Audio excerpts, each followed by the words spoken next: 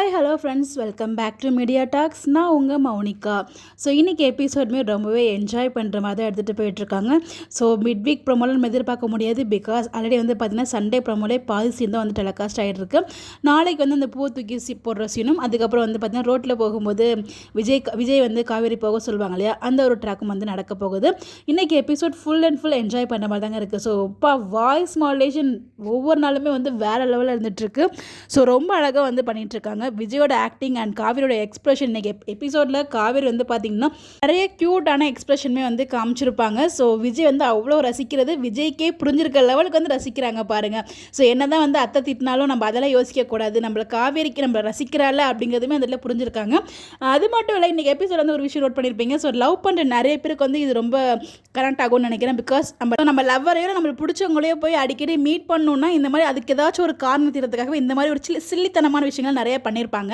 So அந்த வகையில் வந்து பார்த்திங்கன்னா நம்ம விஜயுமே வந்து அந்த பேப்பர் கப்பில் கொடுத்தா அது தூக்கி போட்டுருவாங்க, திருப்பி வாங்குறதுக்கு அது ஒரு சாக்கா சொல்லிட்டு போக முடியாது அப்படின்னு சொல்லிட்டு சில்வர் டம்ளரில் வந்து கொடுப்பாங்க. அது எல்லாமே ரொம்ப நல்லா இருந்துச்சு. ரொம்ப யதார்த்தமாகவும் இருந்த மாதிரி எனக்கு ஒரு ஃபீல் ஆச்சு. பட் நேற்றுக்கு என்ட்ரிலேயே வந்து நம்ம மாமி வருவாங்கன்னு எதிர்பார்த்தனால அப்படி போய் கொடுத்துருந்தேன். ஆக்சுவலாக நேற்றுக்கு எபிசோட்லேயே விஜய் வந்து சாமி கும்பிட்றதுக்கு ரெடி பண்ணிட்டு இருப்பாங்களே, அப்பயே மாமி என்ட்ரி இருக்குங்கிற மாதிரி எனக்கு ஒரு ஃபீல் வந்துச்சு. அதே மாதிரி வந்து பார்த்தீங்கன்னா அவங்க தான் எல்லா வேலையுமே செஞ்சு கொடுத்துட்டு ரொம்ப ஒரு சப்போர்ட்டிவான கேரக்டரில் தான் ரெண்டு பேருமே இருக்காங்க. அதுவும் அவங்க ரெண்டு பேரோட சப்போர்ட்டிவாக பார்க்கும்போது ரொம்பவே நல்லா இருந்துச்சு. மாமிக்கு ஃபஸ்ட்டு மாமா கொடுக்குறதும், மாமாவுக்கு ஃபஸ்ட்டு மாமி கொடுக்க சொல்கிறதும். ஸோ ரொம்ப அண்டர்ஸ்டாண்டிங்கான கப்பலாக இருக்காங்க. ஸோ இந்த மாமி வந்து பார்த்தீங்கன்னா நம்ம வீக்காவை சேர்த்து வைக்க போகிறாங்க அப்படிங்கிற நம்மளோட நம்பிக்கை வந்து பார்த்தீங்கன்னா கொஞ்சம் லைட்டாக ஸ்ட்ராங் ஆகிற மாதிரி அவங்களோட ஒரு பாசமான அந்த அஃபெக்ஷன் நம்மளால் பார்க்க முடிஞ்சிச்சு. கண்டிப்பாக அவங்க தான் சேர்த்து வைக்க போகிறாங்கன்னு ரொம்ப கிளியர். இது ஒரு பக்கம் பாட்டி. ஸோ அந்த பாலை வந்து ரொம்ப அழகாக பாட்டி எடுத்துட்டாங்க. அது ஆக்சுவலாக அவங்க பிடிச்சி தான் எடுத்தாங்க. பட் ஆனால் வந்து சாரதா அம்மாக்காக சும்மா வந்து ஒரு பொய் சொல்லிட்டு இருப்பாங்க, நான் வந்து அவர் போகணும் அப்படிங்கிறதுக்காக தான் எடுத்தேன் அப்படிங்கிற மாதிரி வந்து சொல்லி சமாளிஃபிகேஷன் பண்ணிட்டு இருப்பாங்க. ஸோ பால் நீங்கள் தான் குடிக்கணும், வேறு யாருமே குடிக்க மாட்டாங்க அப்படிங்கிற மாதிரி அவங்க வந்து சொல்லிட்டு இருந்தாங்க. விஜய் பண்ணுற ஒவ்வொரு விஷயத்தையும் வந்து காவேரி ரசிச்சுட்டு இருந்தாங்க. இன்னொரு பக்கமே கங்காவுமே வந்து பார்த்தீங்கன்னா லைட்டாக சிரிப்பாங்க.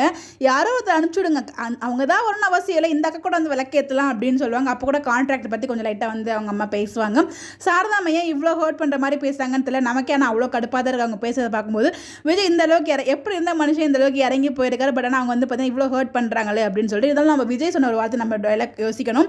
அத்தை தானே அப்படிங்கிற மாதிரி ஒரு பக்கத்தில் யோசிச்சுட்டு அதெல்லாம் பெருசாக எடுத்துக்காம காவேரி நம்மளை ரசிக்கிறாள், அதை அவர் ரசிக்கணும்னு அவர் நினச்சிட்டு இருக்காரு. நம்ம வந்து அதை எதுவுமே யோசிக்காம நம்ம வீக்காக இந்த மாதிரி சேர்த்து பார்க்கறதுக்கு ரொம்ப நல்லா இருக்குல்ல, அதை நம்ம என்ஜாய் பண்ணுவோம். இதை என்ஜாய் பண்ணணும்னா நம்ம அதை வந்து பொறுத்து தான் போகணும் அப்படிங்கிற மாதிரி தான். ஸோ லைஃப்பில் ஒரு விஷயம் கிடைக்கணும், ஒன்று சாக்ரிஃபைஸ் பண்ணி தான் ஆகணும். அந்த மாதிரி அவங்க படு ஒரு பக்கம் பேசிட்டு போகட்டும், நம்ம வந்து வீக்காக என்ஜாய் பண்ணுவோம் அப்படின்னு இதில் நான் மென்ஷன் பண்ணணும்னு நினச்சேன். ஸோ ரொம்பவே ஹாப்பியாக இருக்குது எபிசோட்ஸ்லாம் பார்க்கும்போது. பட் நான் இதை எதிர்பார்க்கவே இல்லை. சாரதா அம்மா கிட்டேருந்து போய் தாத்தா கிட்ட சொல்லி விட்டுட்டாங்க.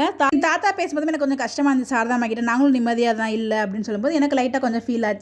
உடனே இவங்க போட்டு கொடுத்ததுமே விஜய்க்கு கால் பண்ணி பேச ஆரம்பிச்சார். விஜய் ரொம்ப ஹாப்பியாக பேசியிருக்கும் போது தாத்தா நீ கிளம்பி வா, எங்கே இருக்க அப்படின்னு எனக்கு தெரியும் அப்படின்னு சொல்லிடுறாரு. பட் இருந்தாலும் நீங்கள் என்ன சொன்னாலும் நான் வந்தால் காவேரியோட தான் வருவேன் அப்படின்னு ரொம்ப உறுதியாக வந்து இருந்துட்டு இருக்காரு நம்ம விஜய். ஓவரால் இன்னைக்கு எபிசோட் ரொம்பவே நல்லா இருந்துச்சு. ஒரு ஃபீல் குட் எபிசோட், ரொம்ப ஹாப்பியாக இருக்க மாதிரி நான் ஃபீல் பண்ணேன். லாஸ்ட் 3 எபிசோட்ஸுமே ரொம்ப என்ஜாய் பண்ணி தான் பார்த்துட்டு இருக்கேன். ஒன்ஸ் அகைன் நம்ம வாய்ஸ் ஆர்டிஸ்ட் விக்கி ப்ரோக்கு ஒரு மிகப்பெரிய ஒரு ஹேட்ஸ் ஆஃப்ங்க. உண்மையிலே வாய்ஸ், டயலாக், மாடுலேஷன்ஸ் எல்லாமே அற்புதம், பிரமாதமாக இருந்துச்சு. நீங்கள் எபிசோட் பார்த்தீங்களா, எப்படி இருந்துச்சுன்னு சொல்லி கருத்துக்களை மறக்காமல் கமெண்ட்டில் சொல்லுங்கள். Bye bye.